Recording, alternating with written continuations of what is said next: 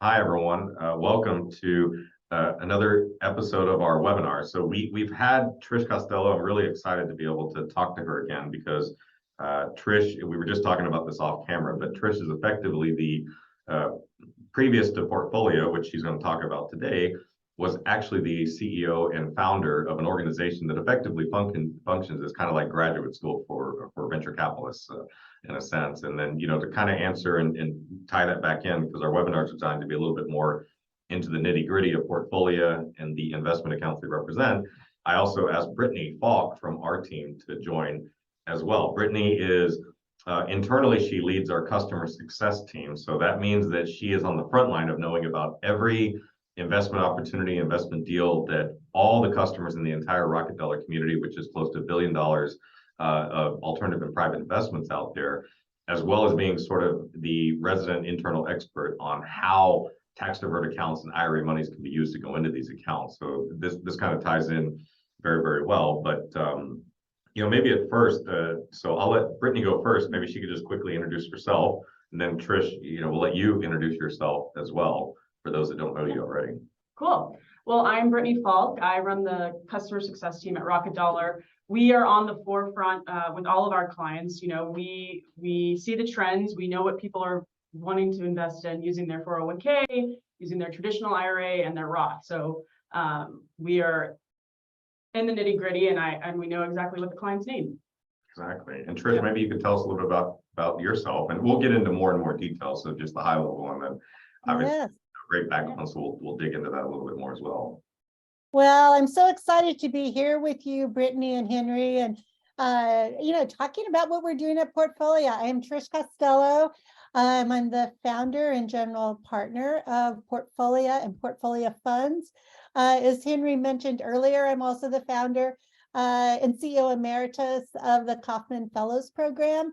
I'm out here in Tiburon, California, looking at the water, and so excited to be here because so many of our investors are interested in IRAs and using their IRA money, and I know there's probably a lot of your investors who might be interested in investing in the kind of companies that we do. Yeah, I mean, it's really, this is the reason why we invited you in the first place, right? Because there really is this very synergistic relationship between the IRA dollars held by Americans, which is, even in a market downturn year, is well in excess of over $10 trillion held by IRAs by Americans. And that money, by virtue of how it's structured, is set up for long term, and it's actually completely geared towards investments. So the money has to be used for investments, and the money also can't be accessed without tax penalty before you're 59 and a half. So you actually, by virtue, it's a long-term investment. And then that coincides as well along with you and Portfolia and what you represent as well, because that, you represent these sort of private and alternative investment opportunities, which by virtue of being a private and alternative investment fund are long-term, and they could match very well with our customers' IRA dollars. That's kind of why we asked you to come. But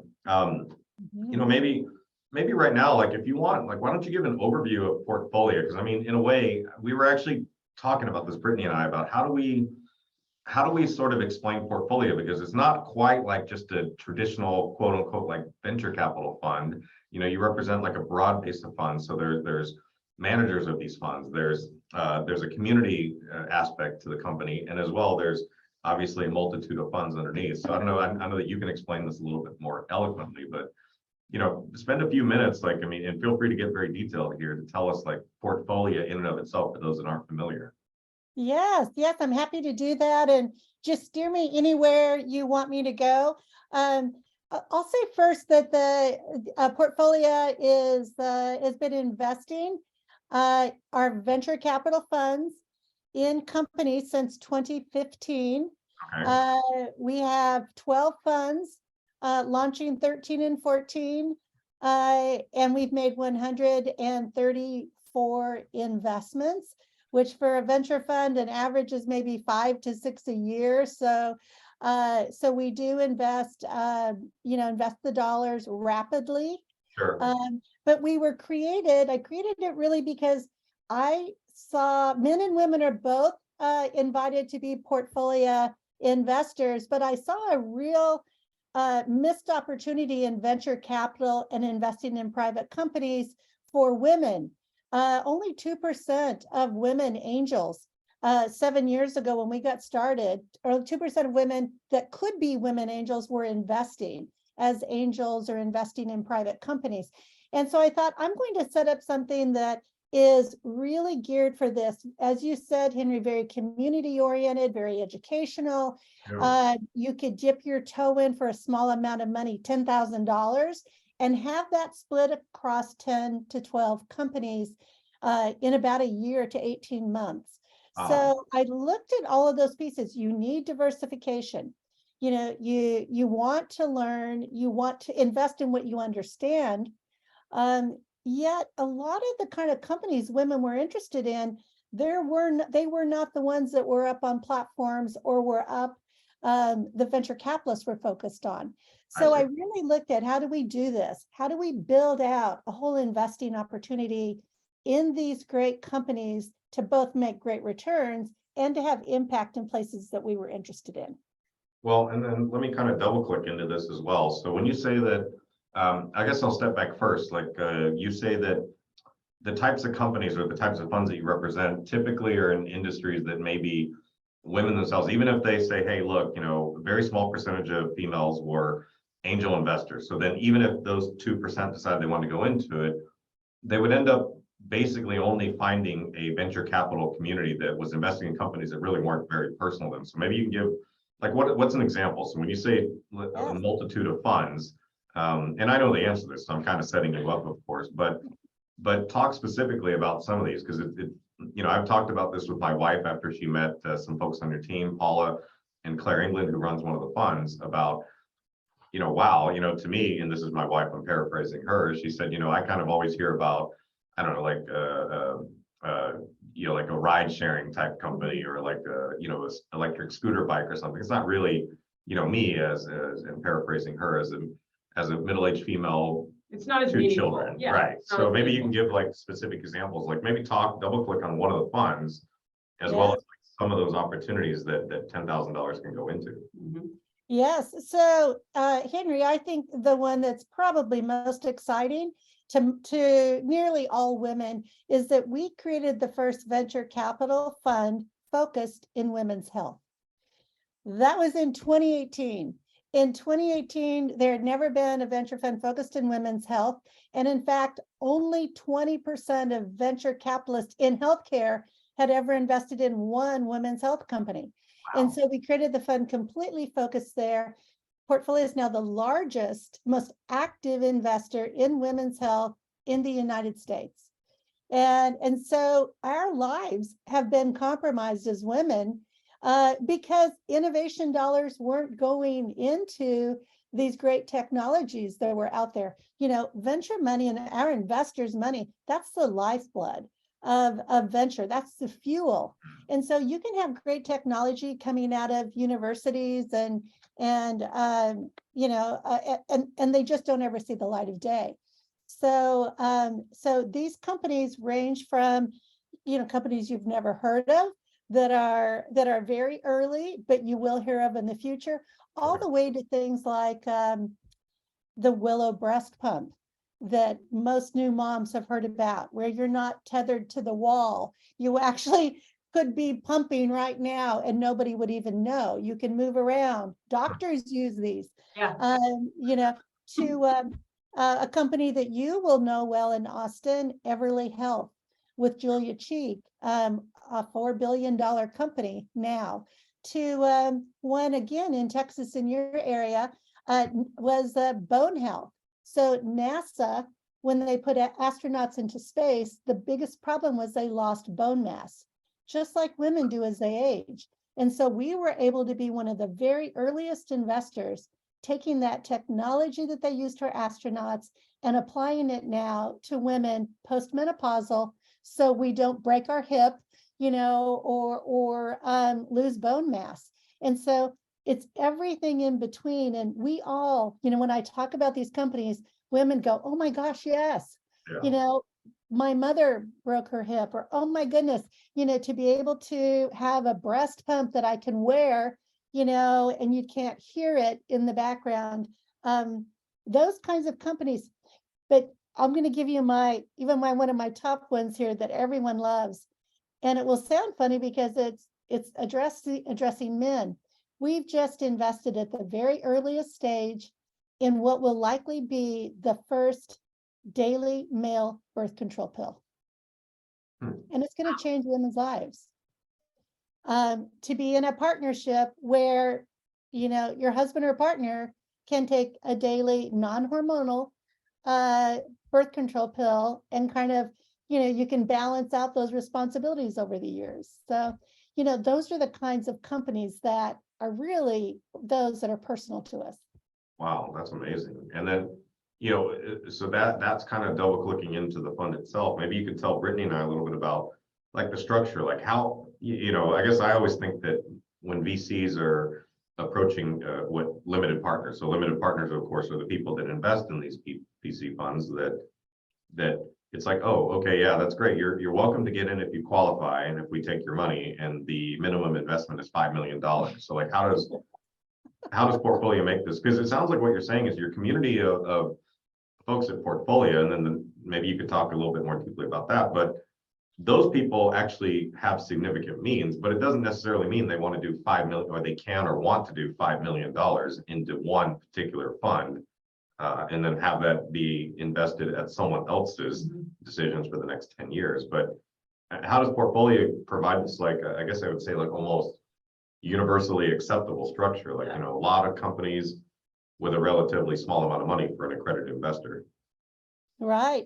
Well, and I'll just say, kind of as a prelude to this, we've been able to create funds that enable you to come in for these small amounts because of all those years where I trained VCs. And so I was able to connect with hundreds of venture capital funds, hundreds of venture capitalists, and be able to see what best practice is and pull out the things that I didn't think worked for women, but keep that core best practice. So how we organize this, Henry, and it's a key piece. As you say, you usually can't if you put, 5 or 10 million in, if you were lucky to get into the highest ranking funds, and ours is in the top 25%. But even if you were, you'd never see behind the screen of how this works. So how we created this is you can legally take 249 people in a fund. And most venture funds don't want to do that. They want 10 or 12 or 15. I turned it on its head and I said, there are 1 million women of means in the US. I want to touch them all. And so I want them to be able to get in, as we talked about earlier. Many of them have never invested before. So they might have $5 or $6 million, but they want to dip their toe in. So I created it so they could put 10,000 in. I fully invest that money in a year to 18 months. They can come every month and watch the companies that are pitching. So full transparency. Not only can they watch them, those entrepreneurs then leave, and you can hear your 5 partners of that fund basically mix it up. What they like, what they don't like, where the weaknesses are, who the other competitors are, if they were going to do this deal, how they would do it, what terms they'd want to see to protect our investors' money. And then our investors, our limited partners, they can't make the final decision because they aren't limited partners. They even vote on it. And a limited number of them could even be on the diligence team. So all of these things are so unique and unusual. The fact that you can come in for a smaller amount, you can become involved, you can send companies, you can watch them pitch. And then we have a whole educational program. I'll teach you Angel 101. What do terms mean? I'll teach you how you negotiate a term sheet or how you evaluate a team. And so it really does feel like you're a part of a community. You're there for the ride. You're there for the ride. You're right there with us when we're making the decision. And then when we pick that company, they come back in every quarter or so and give our investors updates. So you're right there with them. Okay. So Well, that's how that works. Even now, I feel like we're using a lot of lingo too. So it's like you said, you need to go to class to learn whole different language and so forth, and whatnot. But maybe I'll tell you what. I don't know, Brittnay, if you have a question or maybe one that came in that you want to share with Trish. Yeah. So this is awesome, Trish. Thank you so much for sharing all of this. So the question that came in is, what percentage of the fund is medical oriented? How long does tail of FDA approvals affect your pathway to exist? So let me just say, yes. So we do a lot of medical, healthcare and medical. But I have some funds that don't, I have 14 funds. And so I want to just put that on the back burner and then tell you about some of those other funds. But in the healthcare space, yes, we have experts in FDA approvals. In fact, I have people from the FDA that are investors in my funds, as well as partners. And in our women's health fund, I'm on my third one. So I have over 750 people in these funds. Half of them are medical professionals. They're anesthesiologists and OB-gynecologist and oncologist and cardiologist. And so I have resident in my membership base, experts in all these spaces. Our funds have a lifetime of 5 to 7 years. So there are things we don't do. So we won't do pharmaceuticals unless we believe they can be sold. That company could be sold in 5 to 7 years. Your choice, the male birth control. We believe that as soon as they make their next trial, they're going to be purchased or shortly after. So we have to be very aware of that time frame. We're not going to go 20 years. So, so all of those kinds of things are very important to us. And what I would tell you is that we have the experts in the fund that lead the funds, those five or six in every fund, experts, deep expertise in that space. And they're looking for your returns as well as that impact that, will really make a difference. Awesome. Yes, the male birth control is revolutionary. Yeah, it is. But also, I'll go back to Bone Health. That's the company out of NASA. There are drugs you can take. Every one of those drugs has a black box. And when it happens, it pulls the bone mass from your hips from your jaw. Your jaw can be broken when you take those drugs. And so think about how revolutionary this is, that you're going to wear like a fanny pack like the astronaut does 5 times a week, while you're walking the dog, and you can extend your life, maybe for a decade with that kind of bone strength. And so that's what we're always looking for, unique solutions that will provide outsized returns to you and make a difference in your life. Yeah. Make a change. Not only are you following the next big thing, if you're making a change, you're investing in something that will make a change. True. Yeah. But if I could jump in and just say, so we've been hitting the Femtech Fund because it is so unique and it's just universal interest. But I also have we're one of the most active investors. In fact, we're the #1 investor in menopause. That's mostly in my active aging and longevity funds. So I'm just on my third one of those now. So think about this. Women are more likely to age. We live longer. We're more likely to take care of our elderly parents. So this is a market, again, it's not sexy in the traditional venture capital Silicon Valley world, just like women's health isn't, but it's really important to us. Longevity is of interest. That's sexy in Silicon Valley. We do those deals as well. Sure. And so, you can be a 30-year-old and you're interested in longevity, right? And so we're doing all the epigenetics and all of that in longevity. But that's another space. It's a huge interest for us.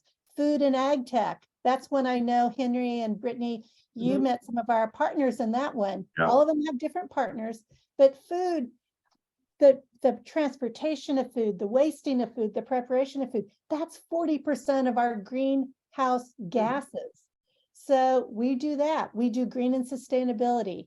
I have the most successful fund, first one ever created by 5 women of color, and one of the most, if not the most successful venture funds led by people of color. So we're one of the largest investors in that space. We have institutional money. We have taken that just because that fund's so successful and people want in. Oh, of course. Yeah, so we're all across the board, wherever women want to invest. And let me say, 12% of our investors are men. And they always tell me, they say, Trish, I appreciate it so much because you've made this our club too. Yeah. But they'll come in and say, it's not like I understand painful periods or menopause, but true. what I know is these are huge markets. Mhm. Very few people are investing. So these are not the value of the company is not unreasonable. And I Sure. can make great returns. Of course. And that's a business sense, right? It's like, hey, these are huge markets. These are huge. I mean, so I totally get it. And I really love the bent. We're looking at some of the questions that may be coming in, but maybe, just like real quick, as I'll let Brittnay kind of tee up one, but I'll ask one real quick because you kind of talked about flipping it on its head where a lot of these VC firms have wanted only like 10 or 11 people, as even though they can legally accept a couple hundred, 249. But maybe like real quick, as we, just sort of sort through the questions to be able to ask to you, maybe you could just briefly talk for the next like 30 seconds about, like in your mind, how has venture capital changed? Because like a couple things you touched on was that you're tapping into an LP community that has expertise that just can't possibly be held by only two general partners at one venture capital firm. And even though you have experienced people, you still take the input from these people in the community to understand like, hey, what is the size of this market? That's a business question. Is this a medically viable sort of idea and so forth? So like maybe just real quick, how venture capital's changed from like the founding of Kaufman to like, the current mission vision of Portfolia and how you see it. Well, Henry, that's such a great question because, 10 years ago, venture funds, the people running them look very much the same, right? And they were doing very similar kinds of deals. Now, some were, way more successful and they'd have little twists in strategy and stage and those types of things. But, the majority of those partners were Stanford or Harvard educated and look very similar. They were white guys, 40 to 55 years old with not a lot of diverse thinking. And even as a big limited partner coming into those funds, it was hard to get diversification because they're all looking at the same deals. And by the way, 75% of all money invested happened in Silicon Valley. So again, a very, kind of narrow view, strategy, and mindset. In the last 5 years, especially, where you've seen the growth is in what we call micro funds. Okay. You've had a lot more women create those funds. You've had a lot more people of color. You've had younger people. You've had older people. You have people that are slicing and dicing these segments in these areas in a lot more ways. Even fintech like you're in, that didn't even exist really, 10 years ago. Sure. So there's still not like it is today. And so there's been such movement on that.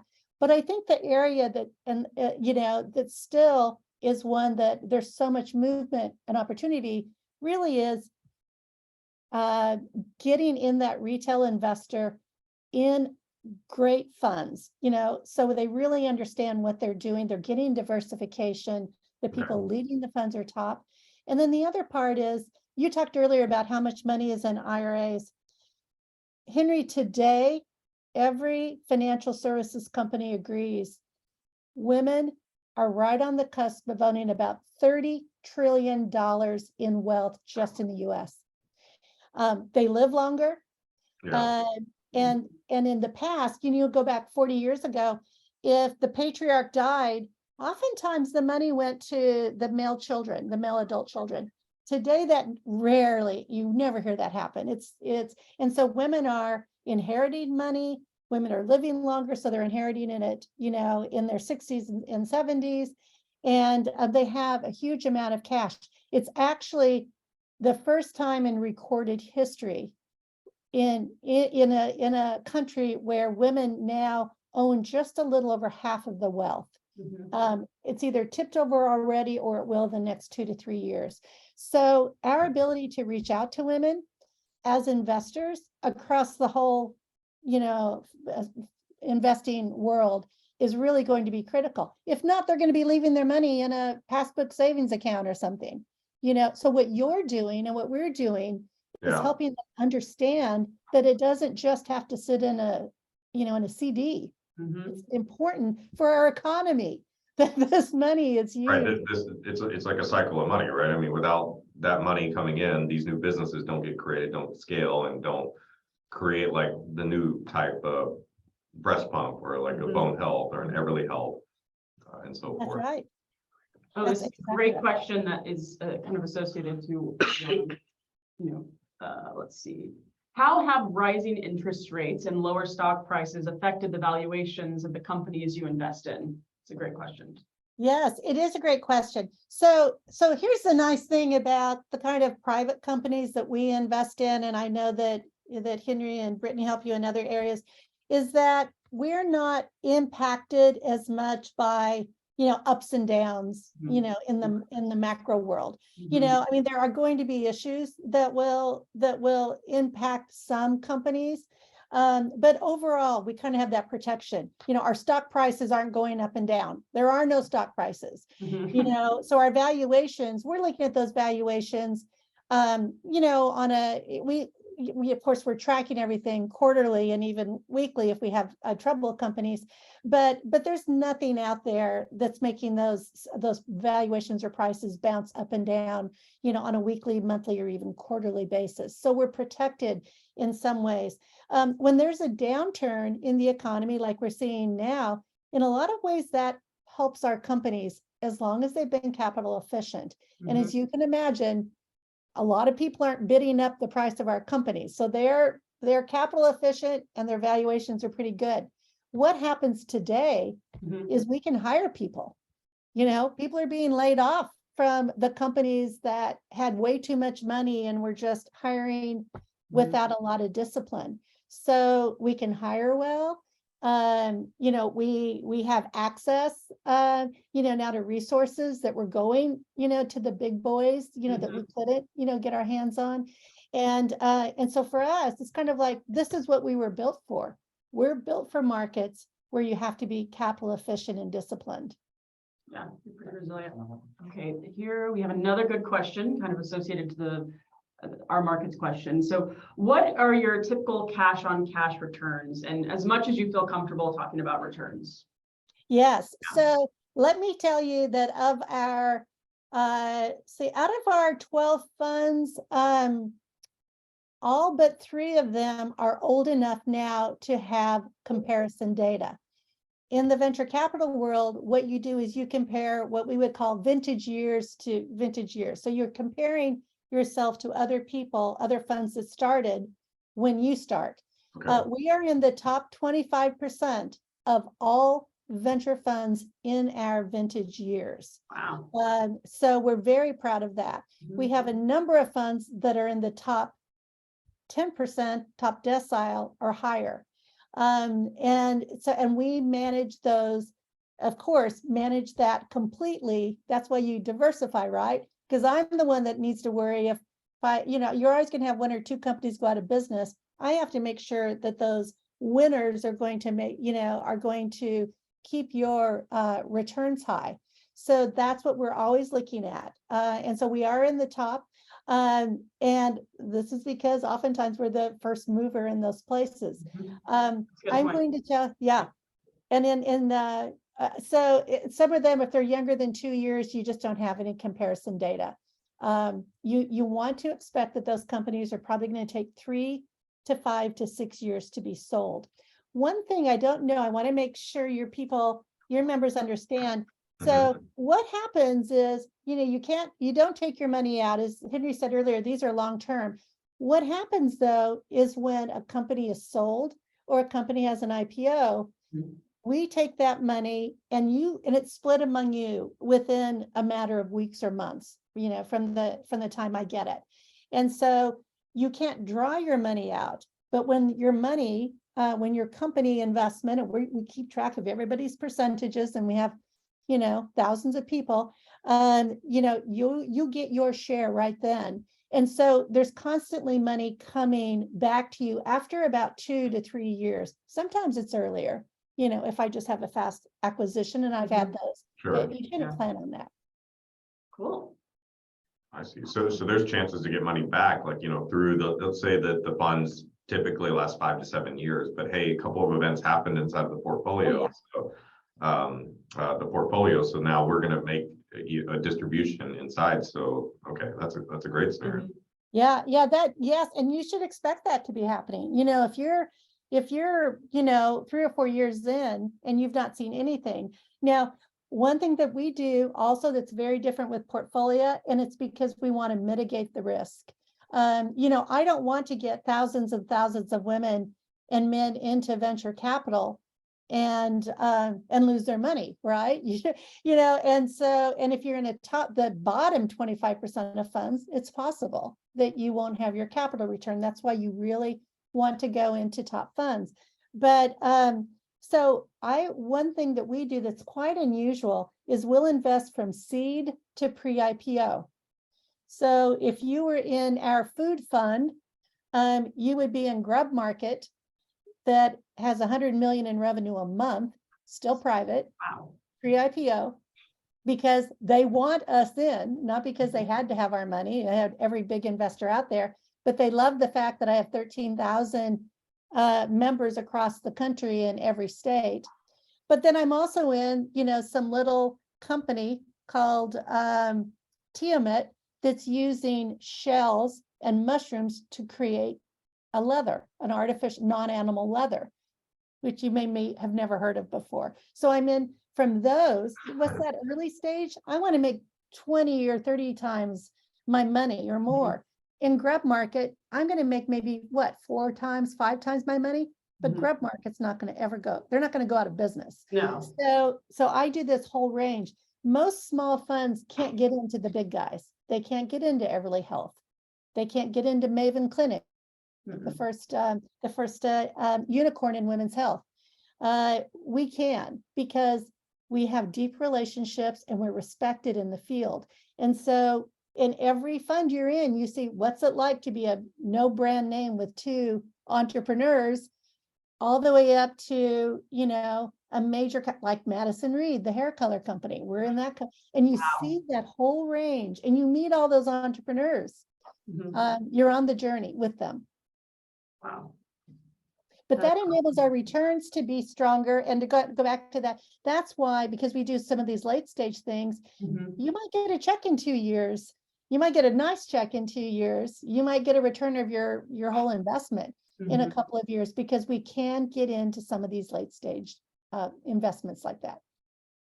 Wow. And you're able to do that because of your community and background, who you are. I mean, just most micromanagers, as you mentioned, like you said, they don't even have that option if they wanted to. Like they have to go out, scour very broadly and look for the earliest possible ideas that could become big, but the whole portfolio is that way. So that's right. I really think it's 2 things. One is that I have been in this business for over 25 years, and this is a networking business, right? It's a small little community. All venture capital is a small, tiny little community, and you have to build these relationships over years. And the other part is we've turned this idea of having thousands of investors, what a typical person would say, oh my God, why would you do that? We've turned it into the ultimate asset, that you want the most connected, you're going to get the most connected women in every metropolitan area in the US. And some of the greatest, so that membership base itself then becomes a huge value. Oh, yes, of course. Actually, after attending the Portfolia event a month ago here in Austin, I went to my mom and I was like, this is something that you could definitely invest in. She has a 401k and she has an IRA. And I was like, this is something you could do. This is something that, fits your bill. You want to make a change, and you also would like a nice return of maybe. And so definitely, I think everything you're doing is awesome. Let's see. Oh, Brittnay, you're just music to my ears. Yeah, I mean, a lot of women have not been exposed to these types of things, and there is a massive market for it. And my mother is one of those women. Okay, so we have, let's see, I Okay, see there's some questions about IRR, so let me just jump in there. yeah, So there's a couple of things that we do. So you have IRR, your gross and net, and then you have TVPI, which is a multiple. So when you have VC saying, oh, I've got 10x, we did 5x on that deal. That's really what TVPI means. How, when you're looking at the full amount you have invested, how many times have you made that back? And that doesn't take time into effect though. Did you make that money back in 5 years or 7 years or 2 years? So that's the difference between those. Those are the two big ways that you evaluate your deals. So at the beginning, you're usually looking at TVPI. IRR, we're in the top 25%, but I'm going to give you an example of one so you can get a sense of this, because that could be 10% annualized IRR, or it could be 40%. So my fund, run by 5 women of color, started before the George Floyd, incident. So we were early and we were getting into these great companies. That fund has over a 100% IRR. Now, it's not finished. There might be some things that will lose money over time. Okay. And that IRR will likely, could come down because it's going to be another few years before it's close. So you're going to measure that over the amount of time. Now we're just measuring it, over those first 3.5 years.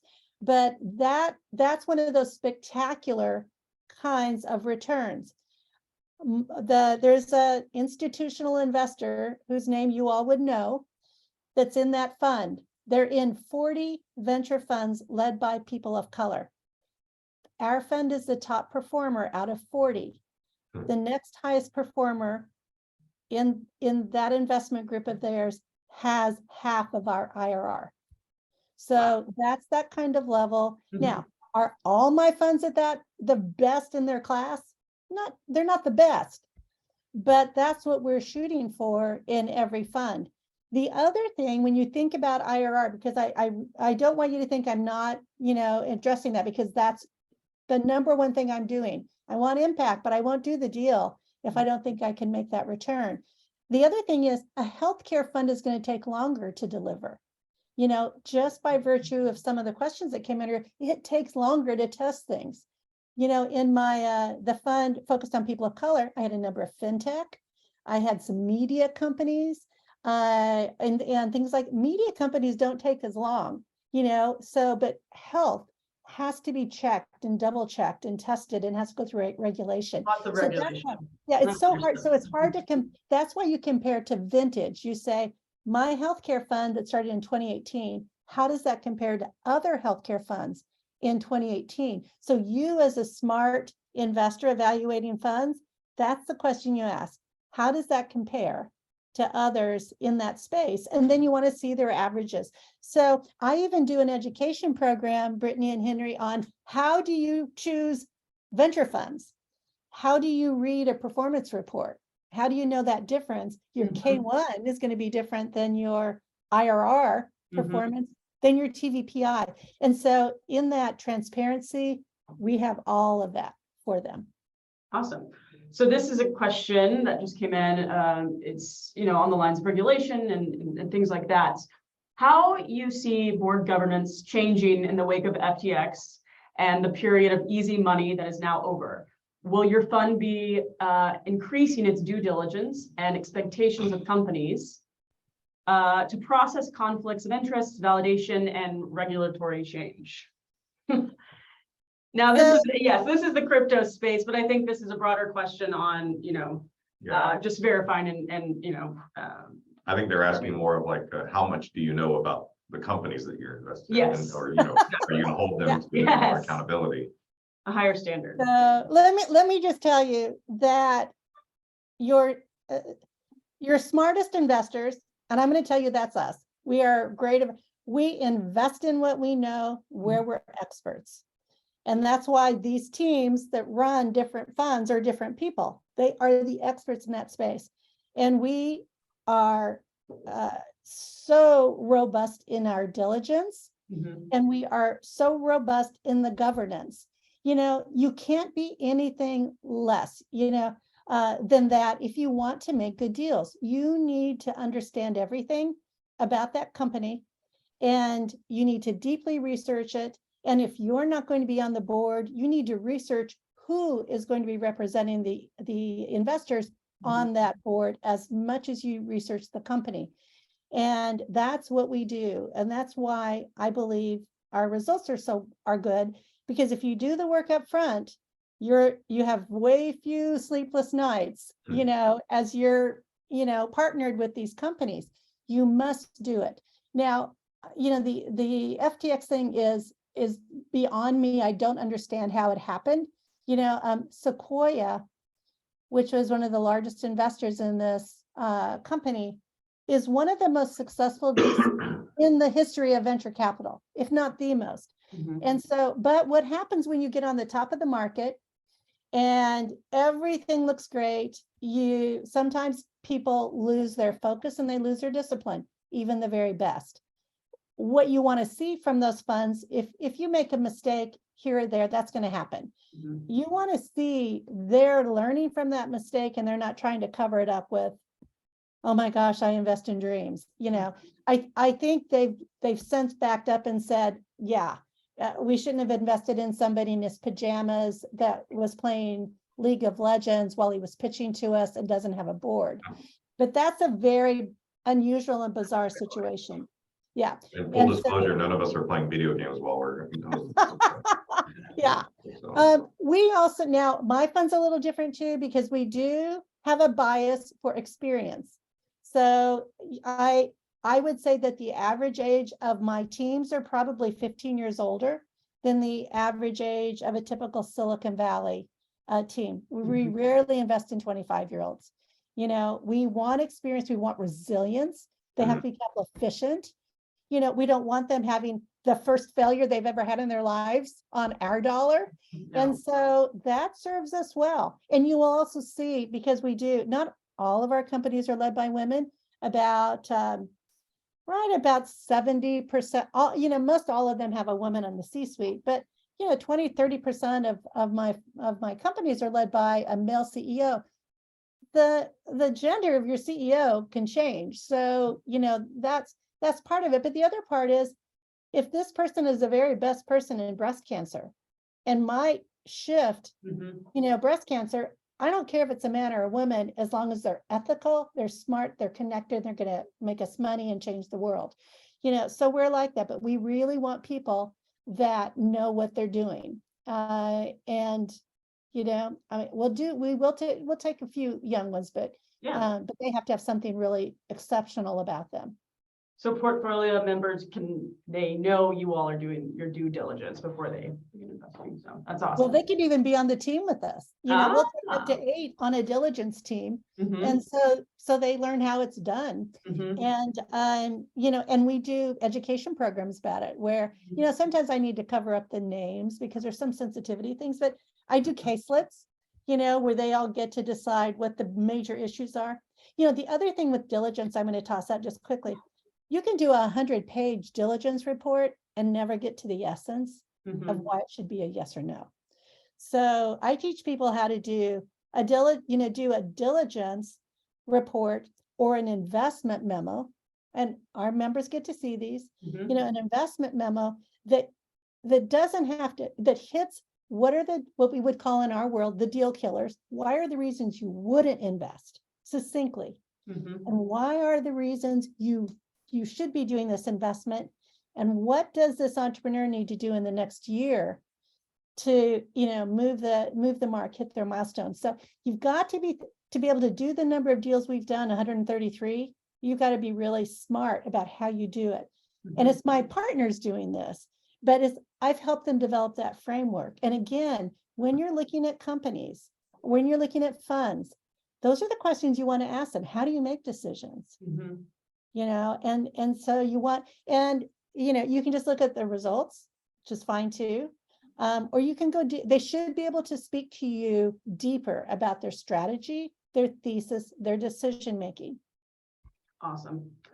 Okay, let's see. That other question, let's see. And oh, by the way, I don't have any crypto. investments. We chose not to get into Good to crypto know. until there was a little more regulatory around it. So we have no exposure. Okay, let's see. This is a question from Stacy. How rapidly are investments put to work? Is the IRR for money invested only, or does it account for the money committed? So again, I'm an unusual venture fund in this way. So a lot of venture funds will take 5 years to commit their money, and then they're going to go another 5 to 7 years to exit, right? We invest all of our money in a year to 18 months. We draw down all your money at one time. And then we invest the whole thing in a year to 18 months. That's why I can take $10,000 checks. If I were doing it, investing it over 5 years, every 9 months, I'd have to ask you to send $800 in, right? We don't do that. So anything, there's 1,000 little things that are different that enables us to take smaller amounts. Now, let me say that I have people that have $1 million or more at work in Portfolia. And so what usually happens is they write a $10,000 check. And sometimes before that fund is even closed, they've added another 25,000 to it, or 100,000 to it. And then they might come into 3 or 4 funds in a year, because I always have options open to them in new spaces. So that's how that works. But the fact that we invest it rapidly, our footprint's the United States. So some funds, like small funds, they'll be in, they're in Kansas City, or, they're focused on seed deals in a state. I'm focused across all stages across the US. So I can easily, in any vertical that I pick, I can do 10 or 12 deals in a year and still do the very best. Awesome. Okay, let's see. We have another question. Does Portfolia charge annual fees, carried interest at exit? That's the second question. So yes, we do. So how a typical venture fund works is they take 2 to 3% a year for management fees, and then they take 20%, as you say, carry. What carry means, that's the profits. So you get your money back, and then the money split 80% to you, the profits, and 20% to me. So that's what we do. We take a 2% annual fee, but I do it differently, a little differently. Again, I don't want to bill you. I can't bill all of you $200 a year. So I figure that I'm going to I take your fees up front, 10%, as if we were going to run for 5 years. And that all happens at the beginning. If we go 7 years or 8 years, we pay for it. We're never going to go less than 5 years. So you're not going to overpay. We're never going to go less than 5 because it takes that long. But yes, we have that fee, a 10% fee. That's it. That's all you pay. And then when your money comes back on that, we sell a company or it goes public, you get your money back, and then I take 20, you take 80.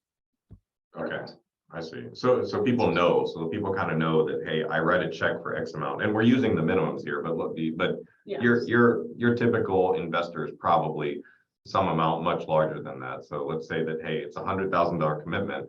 Then I think people have a little bit of peace of mind, because there is so much like sort of opaqueness in the traditional world of venture capital, which is that these people can essentially invest in anyone, anywhere, for all I know, and maybe you even alluded to this in a sense, that they kind of invested in people that were in their, like sort of like circle, or like just immediately outside that circle. So you didn't really get access to this whole universe, what's potentially a new business enterprise for increases in returns or increases to your dollar. But in your case, like someone knows, like 100,000, this is their 10% is their fee to operate Portfolia, but it's to operate Portfolia for 5 years. So this is 60 months of operating. And then if Portfolia needs a little bit of time to sort of get to where they need to be with that particular fund, or it warrants like staying alive for open for another year, that's on you.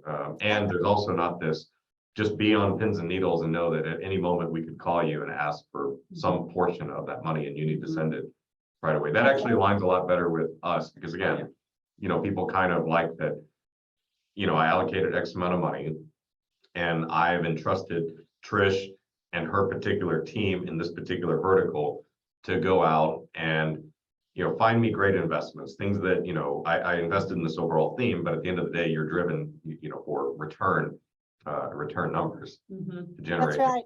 cash on cash. And then write it off. You can write off those fees right up front. And then everything, you're all in, except for our 20%, of your Sure. upside on those deals. So we just think it's, again, that way I can have 5,000 investors and I can manage it without, if not, it'd be way more expensive, right? And there'd be more fees. And that's what happens sometimes with small funds. They need more fees because it's so onerous if you do it the old fashioned way. Okay. Now, yeah, and that's why we understand how to be able to do it because we've worked with all of these, hundreds, but yes. And That's these are the kinds of details that the webinar, was really designed to sort of help you be able to explain. Like, we get the questions from the people in the community, and then we have that. And this is very helpful for me to have an understanding of how Portfolia, why Portfolia, and maybe like here, kind of at the end, this is one question. I was talking about this with Brittnay, that I wanted to give her the opportunity in particular as our sort of resident expert and someone who's had a chance to meet now, I think like anywhere from 3 to 5 different people on the broader Portfolia team, and only meeting you today. But maybe we just let her have the final kind of question to ask you as we close it out. It was just something that was just very, I think, like appropriate in a sense. Oh yeah. Let's see. So why, yes, this is the question. Sure. Why are you focused on women? I know, we've discussed the change in venture capital and the disparities you've seen, but, at the end of the day, what would be the mission statement for Portfolia and why? Yes. So, we're doing this so that we can back those companies that we want in the world for returns and for impact. And I believe that by having women at the table, green lighting the companies they want in the world, we're going to have better innovation. We're going to have stronger companies. We're going to have an enhanced lives. And then it's not just for us. I mean, I truly believe that my daughters' lives will be better and that my granddaughters, and not just my granddaughter, my grandson, that my children and grandchildren's lives will be better because of the kinds of companies and technologies we're backing, and because we're almost in effect creating a movement. When we started, your first conversation was, only 2% of the women that could invest have ever made an investment. If we change that, if women actually look at this and say, hey, I don't have to try to convince that VC to invest in something I believe in. I write that check and I'm going to make the change. And my neighbor's going to do that. And your mother's going to do it. And Henry's wife is going to do it. That's how we make the change. I have 2 daughters too. Yes. I think that the next generations, I think the next 10 to 15 years, that percentage is going to skyrocket for sure. I do too. And Portfolio is a part of that, no doubt. So this is the change that's coming. And we want we see it as a movement, and we want to bring everyone along with us. Agreed. Okay. And sorry you can't see me on screen here, but Stacy, we'll make sure that you get an email from Trish afterwards. You have a lot of specific questions on some fees and performance, and those are some exciting questions to answer for Trish, I'm sure. Always happy to do it. Yeah, of course. But yeah, no, we couldn't be together in person, and trust me, when you told us that you're in Tiburon, I guess that would have been pretty amazing for us to come out to see you. It's beautiful there today. But we really appreciate the time, and more so just the openness to like really explaining sort of the transparency of the general Portfolia model. And I feel like we have Brittnay sees and talks to all of our customers that go into all sorts of investments, and I think for them, they kind of view private investing as, well, I'm doing this as a private investment. It's a little bit of a black box to me. And I feel like, you and your organization are doing a good job to actually sort of be venture investors, but also be open enough to teach people how to be venture investors. And I'm pretty certain you're the first person to talk about TVPI, IRR, term sheet, explain carry. I mean, these are things that, you through Kaufman Fellows taught venture capitalists about, and now through Portfolia to a much broader audience, we're teaching people what these are. You need to know these things, and this is how you invest. And so Yeah, the forth. transparency is necessary for new investors, and this is exactly what they're looking for. So Yeah. thanks, Trish. Well, look, we appreciate you Thank you. spending a little bit of your Thursday with us. We'll only get back, and undoubtedly you have a busy day, many more things to do, but we appreciate you spending an hour with us and talking to our community. And we will definitely get this out. We'll put, all the appropriate ways and talk to Stacy directly, get her in touch with your team, but also share how anyone can learn more about Portfolia, join that community, look at some of the investments, and also come into the funds as well. Thank you so much. All right, and well, we'll have this recording up on YouTube the next 30, 40 minutes here. Cool. Yeah. Perfect. Thank you all. I love it. I can't wait to meet you all in person. Yeah. Thanks, So when you come Trish. down, so I'll be at South by for sure. So I'll come see you.